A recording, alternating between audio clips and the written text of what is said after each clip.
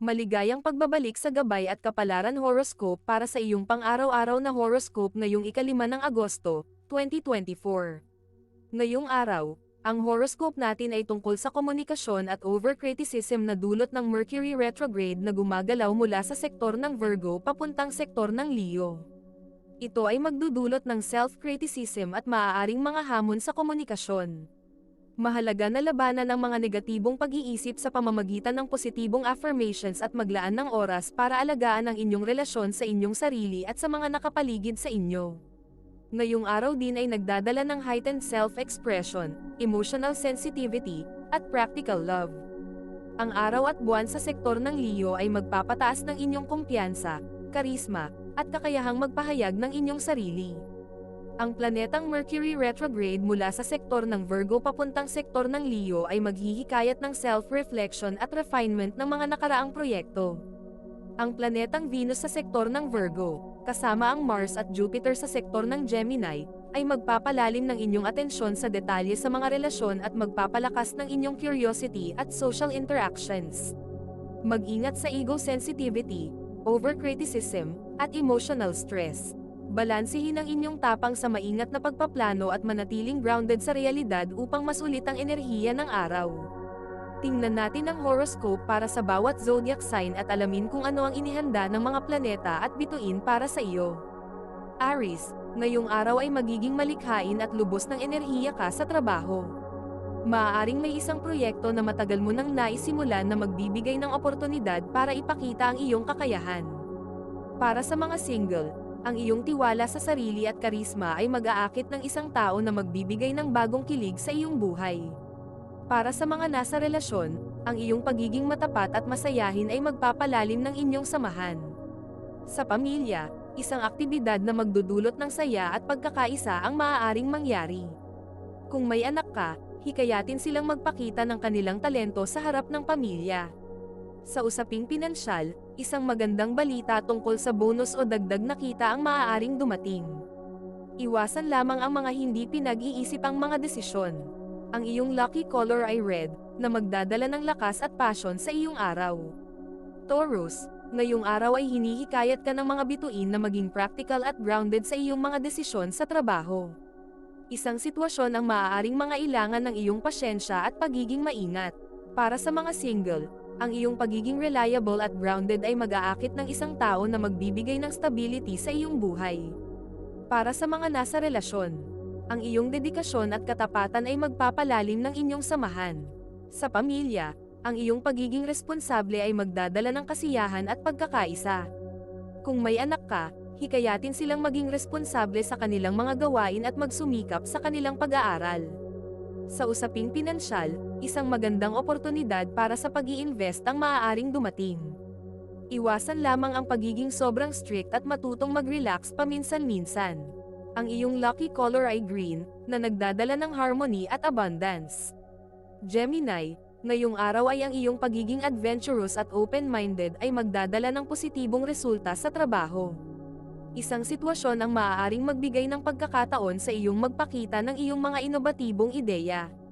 Para sa mga single, ang iyong pagiging masayahin at optimistic ay mag-aakit ng isang taong magbibigay saya at excitement sa iyong buhay. Para sa mga nasa relasyon, ang iyong shared adventures at experiences ay magpapalalim ng inyong samahan. Sa pamilya, isang activity na magbibigay ng bonding time ang maaaring mangyari. Kung may anak ka, hikayatin silang maging curious at subukan ang bagong kaalaman. Sa usaping pinansyal, isang magandang balita tungkol sa pera ang maaaring dumating. Iwasan lamang ang pagiging sobrang impulsive at matutong magplano ng maayos. Ang iyong lucky color ay yellow, na nagdadala ng happiness at positivity. Cancer, ngayong araw ay hinihikayat ka ng mga bituin na gamitin ang iyong empatiya at sensitibidad sa trabaho. Isang sitwasyon ang maaaring mangailangan ng iyong malalim na pag-iisip at compassion. Para sa mga single, ang iyong pagiging caring at intuitive ay mag-aakit ng isang taong magbibigay ng tunay na pag-ibig sa iyong buhay. Para sa mga nasa relasyon, ang iyong tapat na pagmamahal at pag-unawa ay magpapalalim ng inyong samahan. Sa pamilya, ang iyong pagiging maalalahanin at maalaga ay magdadala ng kasiyahan at pagkakaisa. Kung may anak ka, hikayatin silang magpakita ng kanilang creativity at imagination. Sa usaping pinansyal, isang magandang balita tungkol sa pera ang maaaring dumating. Iwasan lamang ang pagiging sobrang idealistic at matutong maging practical. Ang iyong lucky color ay blue, na nagdadala ng kalmado at kapayapaan. Leo, ngayong araw ay ang iyong pagiging malikhain at charismatic ay magdadala ng positibong resulta sa trabaho. Isang proyekto ang maaaring magbigay ng pagkakataon sa iyong magpakita ng iyong kakayahan. Para sa mga single, ang iyong tiwala sa sarili at karisma ay mag-aakit ng isang tao na magbibigay ng bagong kilig sa iyong buhay. Para sa mga nasa relasyon, ang iyong pagiging matapat at masayahin ay magpapalalim ng inyong samahan. Sa pamilya, isang aktibidad na magdudulot ng saya at pagkakaisa ang maaaring mangyari. Kung may anak ka, hikayatin silang magpakita ng kanilang talento sa harap ng pamilya. Sa usaping pinansyal, isang magandang balita tungkol sa bonus o dagdag na kita ang maaaring dumating. Iwasan lamang ang di pinag-iisip ang mga desisyon. Ang iyong lucky color ay gold, na nagdadala ng prosperity at luxury. Virgo, ngayong araw ay hinihikayat ka ng mga bituin na maging metikuloso at detail-oriented sa iyong trabaho. Isang sitwasyon ang maaaring mangailangan ng iyong analytical skills at pagiging organized. Para sa mga single, ang iyong pagiging practical at reliable ay mag-aakit ng isang tao na magbibigay ng stability sa iyong buhay.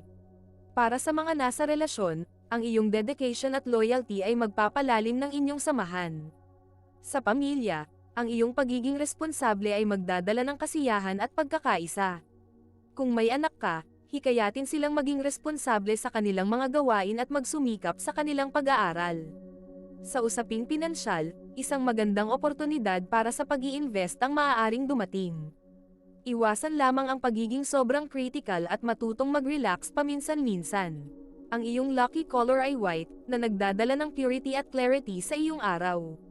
Libra, ngayong araw ay ang iyong pagiging balanced at diplomatic ay magdadala ng positibong resulta sa trabaho. Isang sitwasyon ang maaaring magbigay ng pagkakataon sa iyong magpakita ng iyong kakayahan sa pakikipagkompromiso at pag-aayos ng mga conflict. Para sa mga single, ang iyong charm at fairness ay mag-aakit ng isang tao na magbibigay ng harmony sa iyong buhay. Para sa mga nasa relasyon, ang iyong pagiging affectionate at understanding ay magpapalalim ng inyong samahan. Sa pamilya, isang aktibidad na magdudulot ng kasiyahan at pagkakaisa ang maaaring mangyari. Kung may anak ka, hikayatin silang maging patas at may respeto sa iba. Sa usaping pinansyal, isang magandang balita tungkol sa balanse sa iyong budget ang maaaring dumating. Iwasan lamang ang pagiging indecisive at matutong magdesisyon ng mabilis. Ang iyong lucky color ay pink, na nagdadala ng love at harmony. Scorpio, ngayong araw ay ang iyong pagiging passionate at determined ay magdadala ng positibong resulta sa trabaho. Isang sitwasyon ang maaaring magbigay ng pagkakataon sa iyong magpakita ng iyong loyalty at dedikasyon. Para sa mga single, ang iyong intensidad ay mag-aakit ng isang tao na magbibigay ng malalim na koneksyon sa iyong buhay. Para sa mga nasa relasyon, ang iyong pagiging loyal at passionate ay magpapalalim ng inyong samahan. Sa pamilya, ang iyong pagiging maalaga at protective ay magdadala ng kasiyahan at pagkakaisa. Kung may anak ka, hikayatin silang maging passionate sa kanilang mga hilig at interes. Sa usaping pinansyal, isang magandang oportunidad para sa pag-invest ang maaaring dumating. Iwasan lamang ang pagiging sobrang secretive at matutong magtiwala sa iba. Ang iyong lucky color ay black, na nagdadala ng lakas at misteryo. Sagittarius, ngayong araw ay ang iyong pagiging adventurous at optimistic ay magdadala ng positibong resulta sa trabaho. Isang sitwasyon ang maaaring magbigay ng pagkakataon sa iyong magpakita ng iyong mga inobatibong ideya at kakayahang mag-isip ng malawak. Para sa mga single, ang iyong pagiging masayahin at open-minded ay mag-aakit ng isang tao na magbibigay ng excitement sa iyong buhay. Para sa mga nasa relasyon, ang iyong shared adventures at experiences ay magpapalalim ng inyong samahan. Sa pamilya, isang aktibidad na magbibigay ng bonding time ang maaaring mangyari. Kung may anak ka, hikayatin silang maging curious at subukan ang bagong kaalaman. Sa usaping pinansyal, isang magandang balita tungkol sa pera ang maaaring dumating. Iwasan lamang ang pagiging sobrang impulsive at matutong magplano ng maayos. Ang iyong lucky color ay purple, na nagdadala ng wisdom at spirituality. Capricorn, ngayong araw ay hinihikayat ka ng mga bituin na gamitin ang iyong practicality at determination sa trabaho. Isang sitwasyon ang maaaring mangailangan ng iyong strategic thinking at pagiging matyaga. Para sa mga single, ang iyong pagiging reliable at goal-oriented ay mag-aakit ng isang tao na magbibigay ng stability sa iyong buhay. Para sa mga nasa relasyon, ang iyong dedikasyon at katapatan ay magpapalalim ng inyong samahan. Sa pamilya, ang iyong pagiging responsable ay magdadala ng kasiyahan at pagkakaisa. Kung may anak ka, hikayatin silang maging responsible sa kanilang mga gawain at magsumikap sa kanilang pag-aaral. Sa usaping pinansyal, isang magandang oportunidad para sa pag-invest ang maaaring dumating. Iwasan lamang ang pagiging sobrang workaholic at matutong mag-relax paminsan-minsan. Ang iyong lucky color ay brown, na nagdadala ng stability at reliability. Aquarius, ngayong araw ay ang iyong pagiging inobatibo at visionary ay magdadala ng positibong resulta sa trabaho. Isang sitwasyon ang maaaring magbigay ng pagkakataon sa iyong magpakita ng iyong unique ideas at progressive thinking. Para sa mga single, ang iyong pagiging independent at quirky ay mag-aakit ng isang tao na magbibigay ng bagong pananaw sa iyong buhay. Para sa mga nasa relasyon, ang iyong pagiging open-minded at supportive ay magpapalalim ng inyong samahan. Sa pamilya, isang aktibidad na magdudulot ng kasiyahan at pagkakaisa ang maaaring mangyari. Kung may anak ka, hikayatin silang maging creative at mag-isip outside the box. Sa usaping pinansyal, isang magandang balita tungkol sa pera ang maaaring dumating. Iwasan lamang ang pagiging sobrang detached at matutong makinig sa damdamin ng iba. Ang iyong lucky color ay turquoise, na nagdadala ng creativity at tranquility. Pisces, ngayong araw ay hinihikayat ka ng mga bituin na gamitin ang iyong empatiya at intuisyon sa trabaho. Isang sitwasyon ang maaaring mangailangan ng iyong malalim na pag-iisip at compassion.